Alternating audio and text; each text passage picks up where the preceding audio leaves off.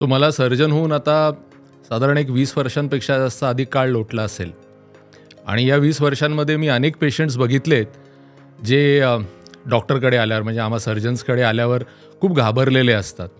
म्हणजे in जनरलच allopathic डॉक्टरांबद्दल एक थोडीशी भीती अशी जनमानसात असते. खरं याचं कारण मला असं वाटतं की I am saying this on a lighter note, पण तरी पण जे लहानपणी आपल्याला सांगितलं जातं ना की हे डॉक्टर काका हे टूच करतील, तर कुठेतरी ती पेनची जी भीती असते ती बसलेली असते, घाबरतो आपण. ऑफकोर्स त्याच्याखेरीज हे पण असतं की सर्जनकडे बाबा आपण गेलोय, तो लगेच आपल्याला ऑपरेशन सजेस्ट करेल आणि मग त्याचे काही साईड इफेक्ट्स असतील, खर्च किती होणार, त्यात परत मेडिकल इन्शुरन्स नसेल तर प्रॉब्लेम होऊ शकतो.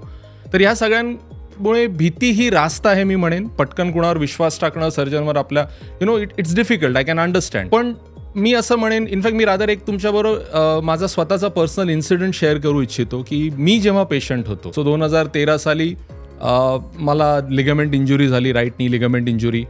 तेव्हा मी ऑर्थोपेडिक सर्जन्सना भेटलो मुंबईमध्ये आणि दोघांनी मला लिगामेंटची सर्जरी सांगितली. पण एकाने त्याच्यात सांगितलं की you need not gate operated, की मी प्रोफेशनल अमॅच्युअर क्रिकेट खेळतो, लेदर बॉल क्रिकेट, तर करायची गरज नाही आहे जर तुला खेळायचं नसेल. दुसऱ्याने सांगितलं खेळायचं असेल तर करावं लागेल. So I did my procedure. मी आज ऑफकोर्स सर्जरीज पण करतोय, माझं पॅशन पण फॉलो करतोय क्रिकेटचं.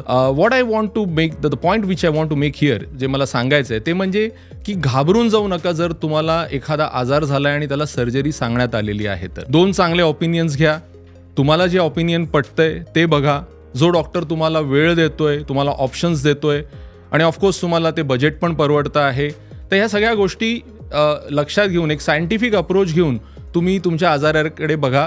अन्यथा बऱ्याच वेळा काय होतं, आपण ऑल्टरनेटिव्ह मेडिसिन्सकडे जातो ज्याचा काही रोल नसतो या सर्जिकल आजारांमध्ये आणि आपण तो आजार वाढवून अजून आपलं स्वतःचं नुकसान करून घेतो.